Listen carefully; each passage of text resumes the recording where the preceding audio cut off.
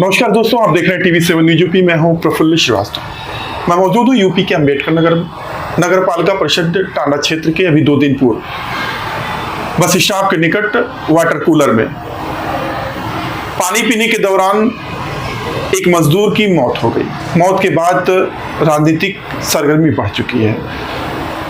अभी तक पीड़ित को न्याय नहीं मिल पाया है। इसी को लेकर हम बात करने के लिए मौजूद हैं। इस पूरे प्रकरण को लेकर अपनी बात रखने के लिए मैं साथ सामाजिक कार्यकर्ता अंकित श्रीवास्तव जी मौजूद हैं। अंकित जी, आपका TV7 में स्वागत है। बहुत बहुत धन्यवाद। मैं जानना चाह रहा हूँ, बेहद ही संवेदनशील मुद्दे पर आपने हमारी प्रतिक्रिया जानना चाहा, इसके लिए आपके न्यूज चैनल को बहुत बहुत धन्यवाद, साधुवाद है। बताएं। नगर पालिका के वाटर कूलर में स्थानीय लोगों की बातचीत जो आई है, वहां पे लंबे समय से करंट उतर रहा था। उसकी शिकायत स्थानीय लोगों के मुताबिक किया गया है और ऐसी स्थिति में एक की मौत हो जा रही है। इसे लेकर आप क्या कहेंगे? देखिए, सर्वप्रथम तो उस मृतक परिवार के प्रति अपनी गहरी संवेदना व्यक्त करते हुए अपनी बात को रखना चाहूँगा।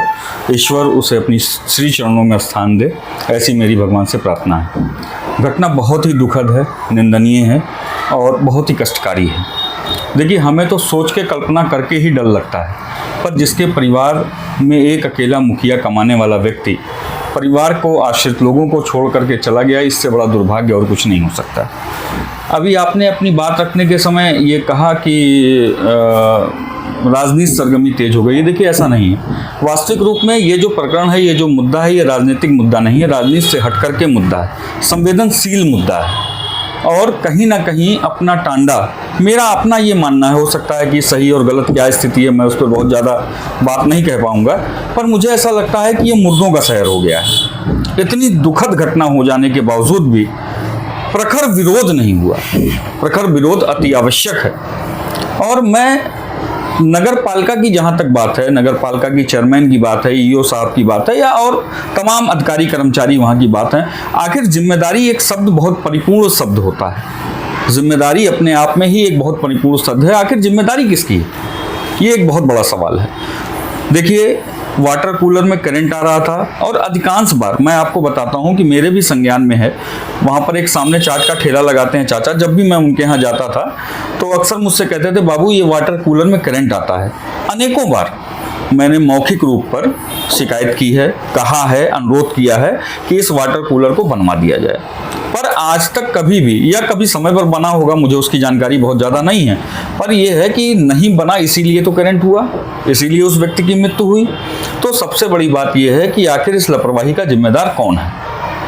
रही बात टांडा चेयरमैन की, टांडा चेयरमैन टांडा नगर की अभिभावक हैं, प्रथम नागरिक हैं, तो नैतिकता के आधार पर जिम्मेदारी टांडा चेयरमैन की तो बनती ही है। देखिए, संवेदना व्यक्त कर देने से मात्र काम नहीं चलेगा। और मैं कल ये देख रहा था कि एक जांच कमेटी बना दी गई। जांच कमेटी किसके द्वारा बना दी गई? जिनके ऊपर आरोप है वही जांच कमेटी बना रहा है। कैसी विडंबना है। संवैधानिक व्यवस्था के अंतर्गत ये कैसी परंपरा है कि जिसके खिलाफ आरोप लग रहा है, जो समाज, मृतक परिवार, तमाम राजनीतिक समाजसेवी लोग जिस बात को कह रहे हैं कि टांडा चेयरमैन की लापरवाही सीधे तौर पर, उसी व्यक्ति के द्वारा एक जांच कमेटी गठित कर दी जाती है और जांच कमेटी की रिपोर्ट मांगी जाती है। ये बड़ा दुर्भाग्यपूर्ण विषय है। जिसके ऊपर आरोप है वो कौन सी जांच कराएगा और कौन सा उसमें सही और गलत साबित कर लेगा। देखिए, सच्चाई ये है कि जो भी व्यक्ति इसमें दोषी है, चाहे वो चेयरमैन टांडा हो, नगर पालिका का कोई कर्मचारी हो, या XYZ कोई भी कर्मचारी हो, ऐसी पुनरावृत्ति ना हो और कर्मचारियों को एक सीख मिले, प्रतिनिधियों को एक सीख मिले, ऐसी कार्रवाई स्थापित करनी चाहिए। मैंने तो माननीय जिलाधिकारी महोदय से भी मौखिक अपील की है कि माननीय जी, आप लोकप्रिय, न्यायप्रिय जिलाधिकारी हैं, आपके काम करने के तौर तरीके को हम लोगों ने बहुत करीब से देखा है, तो हम ये चाहते हैं कि मैडम आप इसमें हस्तक्षेप करिए और इसमें मुकदमा पंजीकृत कराकर दोषियों के खिलाफ सख्त कार्रवाई कराई जाए और परिवार को एक नौकरी और कम से कम 1 करोड़ रुपया नगर पालिका टांडा से कंपनसेशन दिलाया जाए, जिससे उस परिवार में जो 2 बच्चे हैं उनका जीवन यापन अच्छे से हो सके, उनकी पढ़ाई अच्छे से हो सके और भविष्य में उनकी शादी विवाह का भी इंतजाम अच्छे से हो सके। ये ऐसी मैंने मांग कर भी रखी है और मेरी ऑलरेडी आपके कैमरे के माध्यम से भी मांग है। और निश्चित तौर पर इसमें मुकदमा पंजीकृत होना चाहिए और दोषियों के खिलाफ सख्त से सख्त कार्रवाई होनी चाहिए, जिससे इस तरह की घटना की पुनरावृत्ति किसी भी कंडीशन, किसी भी परिस्थिति में ना होने पाए। 2 दर्जन से अधिक वाटर कूलर लगे थे। घटना के बाद से सारे वाटर कूलर के तार काट दिए गए, जितने भी वाटर कूलर थे बंद हो गए। इससे पहले भ्रष्टाचार का आरोप वाटर कूलर पे लगा। तो कुल मिला जुला के सभासद संघर्ष समिति भी जो है इस मामले को उठा रहा था। तो वाटर कूलर बंद कर देना ही निवारण है क्या इसका? देखिए, आप क्या मानते हैं? सभासद संघर्ष समिति के साथ अपनी बातों को संबद्ध करता हूं।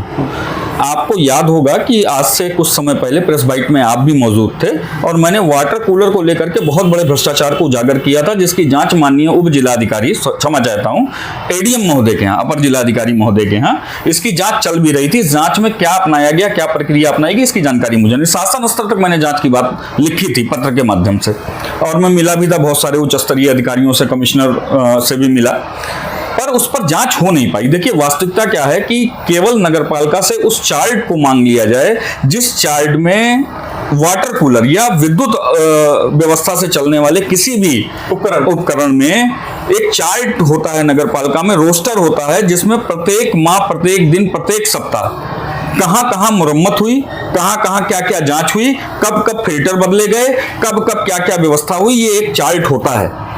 क्या वो चार्ट नगरपालिका में स्थापित है? नगरपालिका के अंदर वो चार्ट है? क्या नगरपालिका के कर्मचारी ये बता सकते हैं कि उन्होंने रोस्टर चार्ट के अंदर ये कहीं भी निर्गत किया हो या स्थापित किया हो कि हमने फला डेट में फला जगह लगे कूलर में कुछ काम किया है? देखिए, जब कमीशन का वाटर कूलर की स्थिति ये है, मैं बहुत स्पष्ट आपको बता देता हूं, वाटर कूलर में कम से कम 60 से 65% का कमीशन है, और जब रद्दी क्वालिटी के सामान लगाकर 65% कमीशन की भेंट सरकार का राजस्व चढ़ेगा, तो निश्चित तौर पर वो भ्रष्टाचारी व्यवस्था के अंतर्गत उपकरण प्राप्त होंगे, लोकल ट्रांसफार्मर लगेगा, लोकल तार का यूज किया जाएगा, और तरह तरह की उसमें खामियां रहेंगी, जिसका नतीजा अभी जो आप लोगों ने 2 दिन 3 दिन पहले देखा है, ऐसी पुनरावृत्तियां होती रहेंगी। भ्रष्टाचार जब तक नहीं खत्म होगा कुछ नहीं होगा। मैं ये जानना चाह रहा हूँ, जैसे जो वाटर कूलर लगे थे, वर्तमान में स्थिति को सामान्य करने के लिए पालिका प्रशासन या बिजली विभाग ने तार को काट दिया। क्या वाटर कूलर न चलाने ही निवारण है क्या? उसको ठीक करना नहीं समझना चाहिए? देखिए, बड़ा स्पष्ट रूप से एक बात मैं बता दूं, जहां तक मेरे संज्ञान में आया है कि जो पर्टिकुलर जिससे मृत्यु हुई, जिस वाटर कूलर, जिस स्थान, जिस जगह पर, वहां पर लीगल विद्युत कनेक्शन भी नहीं था। ये एक बहुत बड़ी विडंबना है। लीगल विद्युत कनेक्शन ना होने के बावजूद भी वो कनेक्शन चल रहा था। देखिए, विकल्प तो किसी भी कीमत पर ये नहीं है कि अगर हमारे पैर में नाखून में कोई जख्म हो जाए तो हम उंगली थोड़ी ना काट देंगे, निश्चित तौर पर हम उस नाखून का इलाज कराएंगे। आप, इतनी गर्मी का समय है और कमरिया का भी समय चल रहा है, इस समय अगर वाटर कूलर सारे बंद कर दिए गए हैं तो दुर्भाग्य है। ये तो स्वतः दिखाता है कि नगरपालिका टांडा के अंदर कितनी नाकामियां हैं। अपनी चीजों को, अपने अपराध को, अपने भ्रष्टाचार को छुपाने के लिए वाटर कूलर बंद कर दो ताकि कोई ऐसी घटना ना होने पाए। ये कोई विकल्प थोड़ी ना है। अरे, विकल्प ये है कि आप उसकी रख रखाव को, उसकी साफ सज्जा को, उसके मशीनरी उपकरणों को या उसके मेंटेनेंस पर ध्यान दीजिए, चीजों को अच्छा बनाइए। पर नगरपालिका टांडा की चेयरमैन को सिर्फ भ्रष्टाचार करना है, 65% तक कमीशन खाना है, इसलिए ये सारी घटनाएं होती रहेंगी, कोई बड़ी बात नहीं है। और आज भी ये देश, ये समाज, ये शहर और यहाँ के संभ्रांत लोग अगर नहीं जागेंगे तो आज वो परिवार है, कल हमारा परिवार होगा। तमाम बच्चे उस रास्ते से गुजरते हैं। तमाम बार मैंने देखा है कि वाटर कूलरों से पानी पीने के लिए वो बच्चे भी वहां रुकते हैं। ये तो भगवान की बहुत बड़ी कृपा है, ऊपर वाले का बहुत बड़ा शुक्र है कि कोई अनहोनी किसी बच्चे के साथ नहीं। ये बड़ा दुर्भाग्य का विषय है। दूसरी चीज है कि जल जीवन मिशन के ठेकेदारों ने सड़कों को गड्ढों में तब्दील कर दिया, जिसकी एक नजीर आपके घर के सामने भी है। थोड़ा सा छोड़ दिया, अभी आपने सोशल मीडिया पे जो है उठाया उस मामले को, क्या हुआ? बातचीत दुर्भाग्य है। आपने कहा कि सोशल मीडिया पे उठाया, अब विश्वास माने कि नगरपालिका का एक अदना सा कर्मचारी मिलने नहीं आया, ना पूछने आया कि आप किस लिए पीड़ित हैं, क्या आपकी समस्या है। देखिए, आपने कहा जल जीवन मिशन के अंतर्गत, मैं कह रहा हूं ठीक है, जब कभी भी कोई बड़ा काम होता है निश्चित तौर पर थोड़ी परेशानियां शहर को होती है, जनता को होती है, लोगों को होती है, पर हमने जो प्रतिनिधि चुन करके भेजा, हमने नगर पालिका का अध्यक्ष चुन करके भेजा है ना, वो कहीं से नियुक्ति प्राप्त करके तो आई नहीं है, हम लोगों ने उनको भेजा है। तो जहां पर जल जीवन मिशन द्वारा इस तरह की देरी की जा रही है कि पाइप के लिए गड्ढा खोद दिया गया, काम पूरा होने के बाद भी उसको पाटा नहीं गया या उसको सुरक्षित व्यवस्था के अंतर्गत नहीं किया गया, तो हमारे प्रतिनिधि का दायित्व है कि वो लेटर जारी करे, वो वहां जाकर के प्रशासन से क्या मांग करेंगे इन सब बिंदुओं को लेकर? प्रशासन से एक मांग है, सिर्फ एक मांग।